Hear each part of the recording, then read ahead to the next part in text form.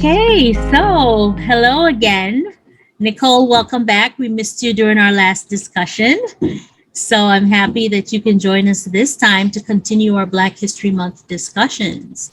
All right, so let's kick it off. We on the last session, Kendra and I went over some brands that are doing a great job, some brands that are not doing such a great job to show embracing diversity and inclusion. And so this time we want to hear from you. So which brand did you choose to highlight as doing a great job in terms of their diversity and inclusion efforts?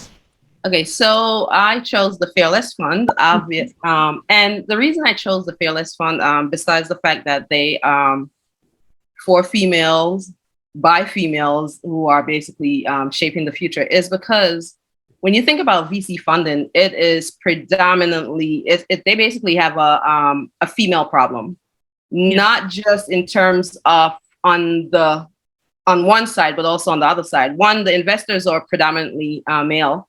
But then also they predominantly only invest in male businesses. And then when they do invest in non-male, it's, we as Black owned startups or businesses do not, women owned, I should say, women of color, not just Black, but women of color tend to not get too much of that. I mean, when you think of the VC funding industry, it's like a multi-billion, billion-dollar industry. And to think with all that funding, only like 1% of that is that goes to women-owned businesses, and then of course a fraction of that to women of color businesses. Right. And so of course, shout out to Ariana. Let me just make sure I get the name right. That's Ariane Simone and Keisha Knight Pullum, who are the founders for the Fearless Fund, and of course their mission is to help bridge that capital funding divide when it comes to funding. Pre-seed and levels, seed level and series A financing when it comes to women-owned businesses. And to think, when you think about it on a daily basis, 88% of women-owned businesses that are being started are, in spite of all the odds against us, we are still Black women of color-owned businesses. Mm-hmm. So of course, I wanted to highlight them for what they're doing. Absolutely. Do you know if they did anything special for Black History Month, or are they just any special? I didn't quite, you can double check that. I didn't quite see what they're doing, but I feel like, I know Black History Month, but for them doing this around the clock is still in itself. Absolutely. Yeah. And I know that we talk all of the time about people just jumping on a trend or rolling out programs, based on a month or a theme or whatever. Right. So it's the really performative action rather than just doing it out of sincerity. It's really great when you find an organization that's doing this 365 days a year. So shout out to the Fearless Fund. Keep doing what you're doing. All right. So any children's brands? This is Mosaic Mommies, and so all mommies have children. Any children's brands that you're crushing on right now? Not really. As we roll through, if one comes to mind, I'll roll back to them and definitely give them a shout out. Okay, great. Kendra, what about you? All right, let me share my screen for a minute. I was looking at some house shoes, huh? Multitasking. Right.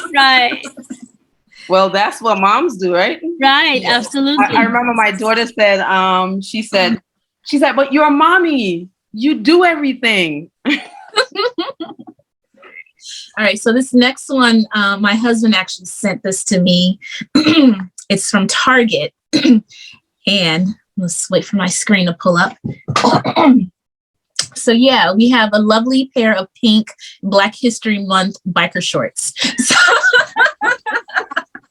And I hate to pick on Target because they usually do such a great job, I think, highlighting Black-owned brands, women-owned brands, and whatnot. So this, unfortunately, we were talking about it earlier. I think it was just an SEO play. Yeah, where if you were searching for Black History Month. So, and there was another one too. There's a Black History Month head wrap. I'm just poking a little fun at them. Not funny. I mean, it's funny, but it's not funny at all, right? Yes. Like, come on, people. Yeah. I think there are more elegant ways to do this, but to be fair, on their site, they do have this page where they're highlighting Let me just close this section down. Hold on, I have so many things open on the screen. Okay.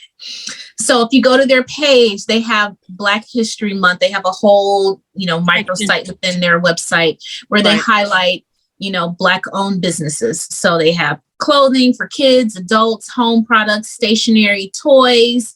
And we see now why these are Black History Month leggings.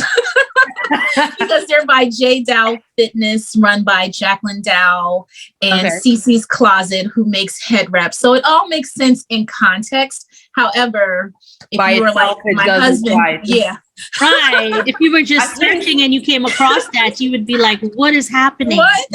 I think maybe what they should have done was probably, how you will have the item and then you would say by Black-owned business, whatever. Right. Yes. Right. Stuff. That would work. Yeah. That would have been such an easy fix. Yeah. And then another cool thing I did, because I want to, it's all love. They did this HBCU design challenge, which I thought was cool. So they had college students design different shirts and T-shirts and put their designs up. That's amazing. So a few of the things were a little bit on the nose. Right. Oh boy, Black card game. Oh, okay. So, Black people, we come in a range. So I guess they were just trying to hit all the different flavors. So yeah, they were having fun with it. I'm not mad at it. It was just, really funny when I just saw, I was like, wait a minute, what? Yeah, somebody was clearly just thinking of SEO with those leggings and the head wrap as well. Like, I hope it stays up for the rest of the year. Right. I know. I hope that microsite stays up, because then it would not just performative, just because it would be continuing to support those Black brands beyond. And it's not to say, because I know Target does, support Black brands and stuff in terms of helping them to get their products into the store and stuff. Absolutely. They do. Yeah, absolutely. Having that microsite, I think, also makes a difference to people who want to be able to differentiate between and say, hey, I just want to go to Target and maybe primarily support a Black brand, and go into that page knowing that these are all Black brands. Yeah, absolutely. Or brands of color. Yeah. Brands of color. Yeah. Brands of color. I agree. So what I wanted to talk about, and this is kind of piggybacking on our last conversation where we did a very in-depth analysis of the Vogue cover that we did not like because of the bad photography.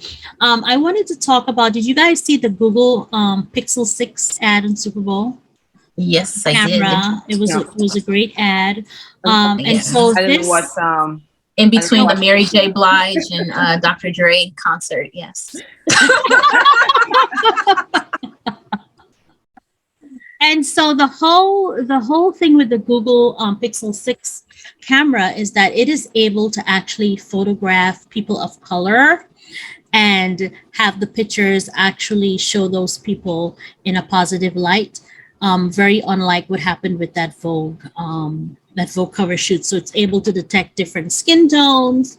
I guess historically the problem has been that most photography, right, is done to make lighter skin look its best. And when it comes to darker skin, that's not the case. So the Google Pixel 6 was designed to give people of color the same opportunity to be presented in their natural light, in a positive way, in their natural light. And so that was showcased with the Google ad. But also, actually, this is a project that's been going on for a number of years. And so, it's good to see a company like that actually taking steps. And this will be a permanent step, right? Because going forward, it's not just for Black History Month. I think that the development started, if I'm not mistaken, in 2016. So they have been working, it's been a while. Yeah, they've been working on this for a really long time. Yep, since 2016. So they've been taking this seriously and investing a lot of money into this, so that people of color, when they're photographed and when they make videos and things with this phone, they are represented in the best possible light. So I thought that that's amazing. And, I made a few comments on social media being snarky, saying that maybe Vogue, the person who took the pictures for the Vogue cover should have just used this phone, because then, Yeah, right. the results would have been a lot better, right? So I mean, it makes sense because, majority of the world is brown. Right. Exactly. Right. Exactly. And we do exactly. take pictures and post them on the internet. So, Right. and something I heard was interesting. I don't know if it's been proven or not, but you've all heard about like social media influencers of color feeling like they don't get promoted as much, Right. and whatnot. And there was speculation that like the TikTok algorithm, for example, favors bright colors. So if you're a person of color, like obviously, like there was this one girl, she's dark skinned, and she was saying she even dyed her hair blonde. She doesn't even like blonde hair. Wow. She did like a thing where she dyed, it was like not an undercut, but like underneath was blonde, and she would just flip it over. Oh, when she was doing TikTok videos. And then when she's not, she just wears it down. And she was like, she definitely noticed an improvement. So I don't think they went in and said like, let's not promote Black people, but I could see the algorithm definitely prefers, like it's probably the technology, right? Yeah, it's just the technology and whatnot. They don't like dark backgrounds and whatnot. Like your eye isn't drawn to that. And, unfortunately, skin color probably got caught up in the mix. And like also too, don't forget, like TikTok was started by a Chinese company. So it makes sense, that their population is sort of homogenous in terms of looks and whatnot. Absolutely. So absolutely. Right. We're that's a theory that's out there. So I don't know. That's disturbing to hear. Yeah. Maybe I should get on and see if maybe I have my what do you call it? My profile. I just created one for my daughter to help promote her store, but I guess I'm going to see if her test it out. How does that work? Put on a blonde wig and then wear a dark-haired wig and see what happens. And all of these conversations, we are moving towards more of a global community, right? So you no longer have the excuse of, well, I only live here or whatever, right? Because your target audience is worldwide these days, and so you have to take the fact that there will be different variations of your target audience, and when you release your products and services, you have to cater to all of those groups of people. You can't just decide that you're only going to stick with the status quo or ignore an entire subset of your audience. When these people are consumers and they do have spending power, and you just have to take these things into consideration. So I think in marketing, of course, you take a lot into when you talk about psychographic and demography and psychography. I think now you got to pay closer attention to psychography rather than just demography, because even when you think about it, there's a lot of interracial relationships, biracial kids and stuff. So you think about it, families are being, there's a lot of mixed relationships so now, it's not expecting you go into a household and you're seeing a variation. So I think just sticking to demographics alone at this point, I don't think is going to be. I think you have to pay close attention. I mean, while that is important, I think you also have to pay close attention to that psychography profile also. Yeah, and you have to just look around you and see what's happening and what's current, right? Like I feel like a lot of these tone deaf campaigns and whatever, like people are just stuck in 1975, to be honest. Not even anywhere remotely, not even the 80s, not the 90s. I mean, But that speaks to the fact that you still have unfortunately, older white men still making the decisions. Making the decisions. Yeah.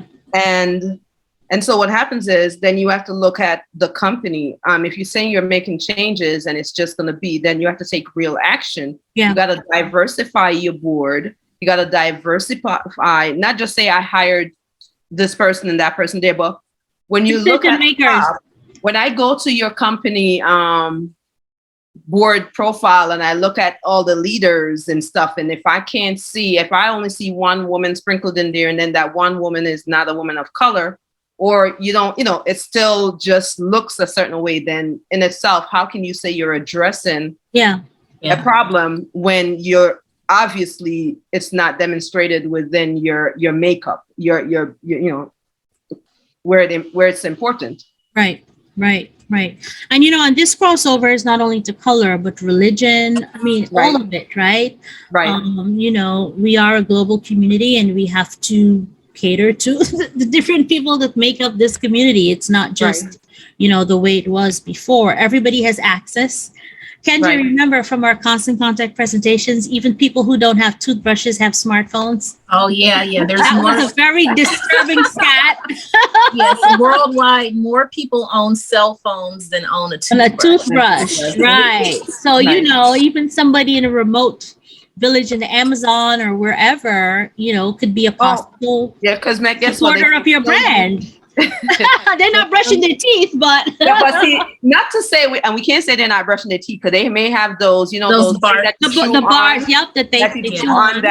that is thing. But technology in terms of communication, how Right. you communicate evolves so much that it's evolving faster than anything else.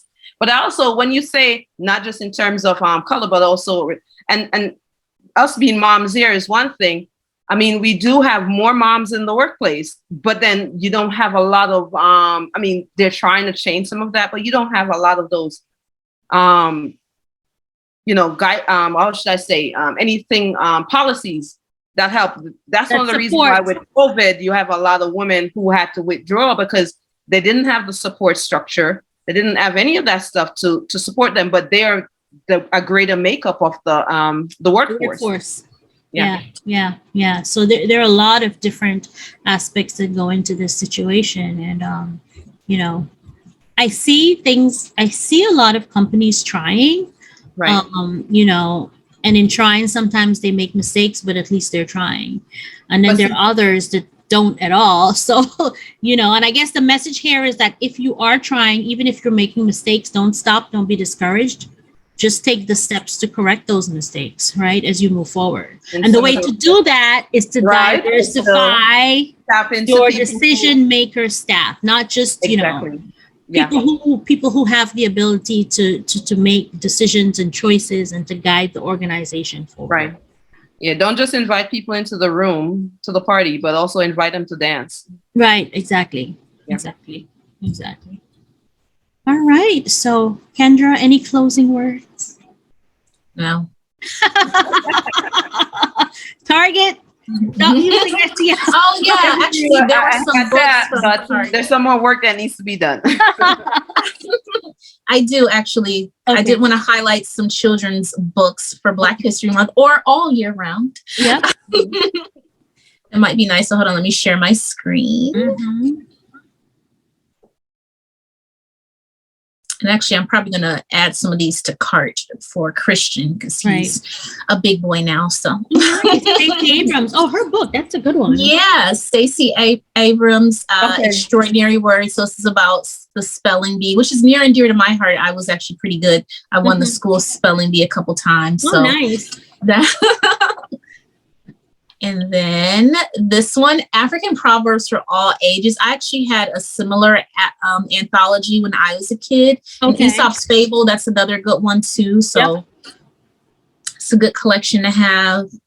And then Amanda Gorman has a book of poetry. Really? Oh, wow. Yeah, I saw that. Yeah. Okay. Yeah. So I thought this would be. I realized she did.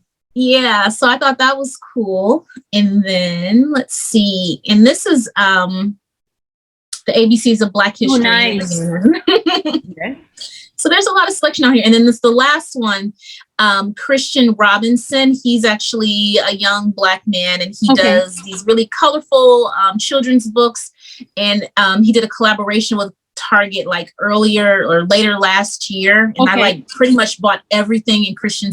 My son is named Christian, so I bought out the whole anything he sold in his size. I bought it, and he gets so many compliments. Nice. Yeah. So just really cute, fun, colorful. So yeah, I love it. And then he has like several children's books as well. So this is just one of them. Okay, good stuff. So I would say Target definitely is one of the companies. I remember when I lived in Brooklyn and they started sponsoring First Saturdays, I think. First Saturdays, Brooklyn Museum. They still do it. Yeah. Where you can go and, enjoy the entire museum for free. And it would be like a big party. And, a lot of people, like I had been to the museum several times before, but for a lot of people, that was when they started doing that. That was the first time they, even if they lived around the corner, right? That was the first time that they were able to actually go and enjoy the museum, and they've been doing this for years. It's like 10 plus years at this point. Yeah, I remember that when I remember going to that. It was like a party. So I have to say that for them, even if they are making small mistakes, like when they talk about diversity and inclusion, I believe them, because it's definitely an initiative that has been going on for a really long time. I guess that's why the Black community call them Tarjay. Tarjay. Like they really take it seriously. So we need all of the major brands to do the same thing. All right, ladies. So this was a great conversation, just like the last one. And we will keep doing this. Next month is Women's History Month. So I'm sure we will have a lot to highlight and talk about in terms of women who are making a difference in the world of all ethnicities. So stay tuned for more. Bye. Bye.